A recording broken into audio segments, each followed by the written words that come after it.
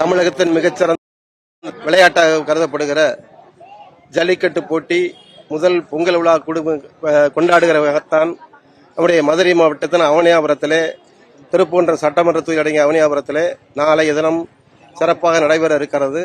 பல்வேறு மாடுகள், சிறப்புக்குரிய மாடுகளும் சிறப்புக்குரிய மாடுபிடி வீரர்களும் கலந்து கொள்கிற நல் நிகழ்ச்சி இந்த அவனியாபுரத்திலே நடைபெற இருக்கிறது. ஆகவே அந்த நல் நிகழ்ச்சி சிறப்பாக நடைபெற வேண்டும் என்று எதிர்பார்க்கிற நிலையிலே இந்த பல்வேறு வகையான அமைப்புகளை அரசாங்கமும் மாநகராட்சியும் செய்து கொண்டிருக்கிற இந்த பணிகளை பார்வையிடுகிற வாய்ப்பாக இந்த நிலை வந்திருக்கிற பார்க்கிற போது சில சிறப்புகளும் தென்படுகிறது, சில மாற்றங்களும் வேண்டும் என்ற எதிர்பார்ப்புகள் இருக்கின்றன. அந்த மாற்றங்களோடு பார்வையாளர்கள் முழுமையாக பார்க்கக்கூடிய வாய்ப்பு ஏற்படுத்த வேண்டும் என்பது கிராமத்து மக்களின் குரலாக இருக்கிறது.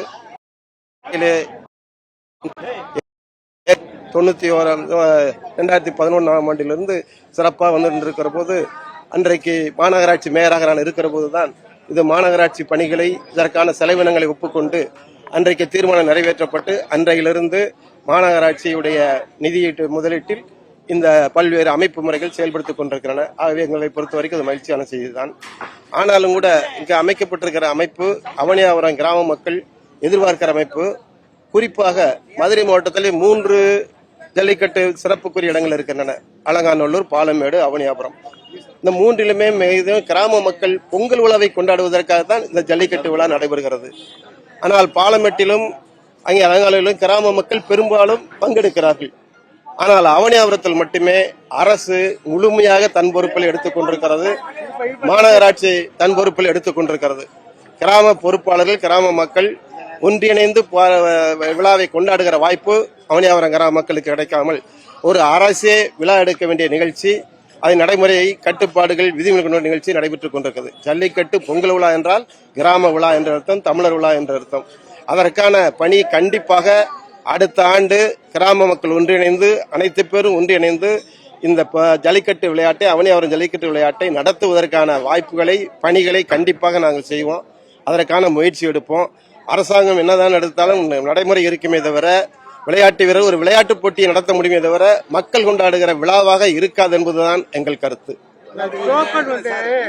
டோக்கன் உள்ளூர் மாடுகளுக்கு சரியா வரல, ஆனா வெளியில அவுட்டர்ல இருக்கிற மாடுகளுக்கு அதற்கு என்ன செய்யணும்னா இப்ப ஆன்லைன் என்ற முறையை கொண்டு வந்திருக்கிறாங்க. இப்ப கிராம மக்கள் முன்கூட்டி நல்ல மாடு எதுக்கு வாய்ப்பு கொடுக்குன்னு கொடுவாங்க. இப்ப இதுல என்ன செய்யலாம்னா, எனக்கு தெரிஞ்ச வரைக்கும் நேற்று இதுவரை மாவட்ட ஆட்சித்தலைவரோ மாநகராட்சி அலுவலர்களோ சட்டமன்ற உறுப்பினர்களில் சரியான தகவலை, நடைமுறையை எங்களோட பகிர்ந்து கொள்ளவில்லை.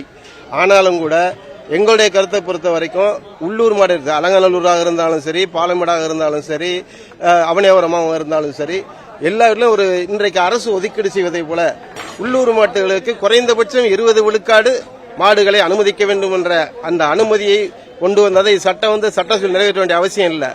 மாவட்ட ஆட்சித்தலைவரே அதற்கான விதிவிலக்கை கொடுக்கலாம். குறைந்தபட்சம் 20 விழுக்காடு உள்ளூர் விவசாயிகள் நாட்களாக உள்ளூரிலேயே வளர்த்து வருகிறார்கள். ஆகவே அதுபோன்ற ஒரு விதிவிலக்கினை மாவட்ட ஆட்சித்தலைவர் வழங்க வேண்டும். இன்னும் நேரம் கூட இருக்கிறது. அந்த அடிப்படையில் ஆன்லைன்ல கிடைக்காத மாடுகளுக்கு அந்த 20 விழுக்காடுக்கு மேற்பட்டு குறையாமல், இங்க எல்லார் வீட்லயும் அவனியாபுரத்தில் எல்லார் வீட்லயும் ஜல்லிக்கட்டு மாடு இருக்கு. ஜல்லிக்கட்டு மாடு இல்லாத விட மிக குறைவு.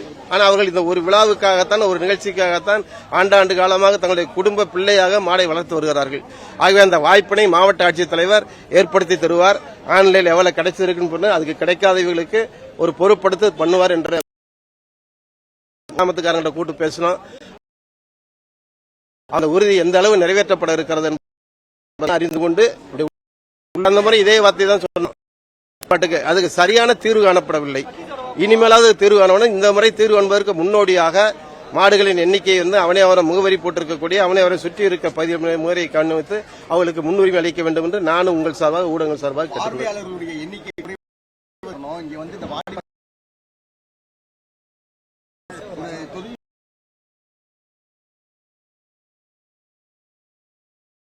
நிரந்தர வாடிவாசல் கொடுப்பதற்கு நான் சட்டமன்ற உறுப்பினர் நிதியிலிருந்து ஏற்கனவே ஒப்புக்கொண்டு அதற்காக முதல் அனுப்பினோம். பட் இடவசதி, போதுமான தெருக்கள் இருக்கிற காரணத்தால அதற்கான வாடிவாசல் கட்டுவதற்கு வாய்ப்பில்லை.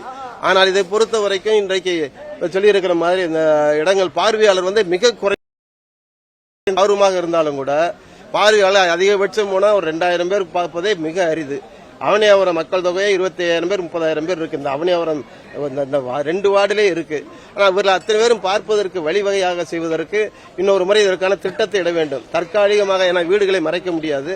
இப்ப தற்காலிகமான இதுல ஒரு படிக்கட்டு போடுறோம் இல்லையா, மாடி மாதிரி, அந்த மாதிரி ஒரு வாடி வாசல், அது மாதிரி பாதுகாப்போடு கூடிய மிகச்சிறந்த அமைப்பாளர்களை கொண்டு பார்க்கக்கூடிய உயர்மட்ட பாலம் மாதிரி அதற்கான முன்கூட்டியே வாய்ப்படுத்தி 2 பக்கமும் மேல இருந்து பார்க்கிற மாதிரி ஒரு வாய்ப்பை ஏற்படுத்தி கொடுக்க வேண்டும். அதுக்கான வாய்ப்புகளை இந்த அரசாங்கமும் சரி கிராமமும் சரி அதற்காக ஒன்றிணைந்து செய்ய வேண்டும் என்று எதிர்பார்க்கிறேன். முன்னேற்பாட்டு பணிகள் எப்படி இருக்கு? பாதுகாப்பான முறையில் செஞ்சிருக்காங்களா? இது இப்ப சொல்ல முடியாது. நாளை நடைமுறை காவல்துறை நடவடிக்கை என்ன இருக்கிறது, உள்ளாட்சித்துறை நடவடிக்கை எப்படி இருக்கிறது, மாநகராட்சி பணிகள் எப்படி இருக்கு. இப்ப அடிப்படை வேலைகளை இன்னும் முடிக்கவில்லை, அடித்தள வேலைகளை இன்னும் முடிக்கவில்லை. முடிச்ச பிறகுதான் தெரியும். நான் விதிமுறையை பார்த்தேன். விதிமுறையை பார்க்கிற பொழுது அந்த விதிமுறைகள் படி நடக்கிறதுக்கு வாய்ப்பு இருக்கதா என்பது கேட்டால் அந்த வாய்ப்பு மிக குறைவு. காலை 5 மணி முதல் 6 மணிக்குள்ளாக 1 முதல் 100 மாடு தான் வரணும்னு ஒரு கண்டிப்பான ஒரு இது கேட்கிறாங்க. என்ன முன்னா மாடுகள் போதுமான அளவு நிற்கக்கூடிய இடவசதி வேண்டும். அந்த இடவசதிக்கான ஏற்பாடுகளை இந்த மாநகராட்சியோ மாவட்ட ஆட்சியரோ செய்தா தெரியல. 1000 மாடு 1100 மாடுக்கு அனுமதி வழங்க இருக்கதாக சொல்லுறாங்க. இந்த 1100 மாடு தங்குவதற்கான வசதி வாய்ப்புகள் இதுவரைக்கும் இட ஒதுக்கீடு செய்யவில்லை.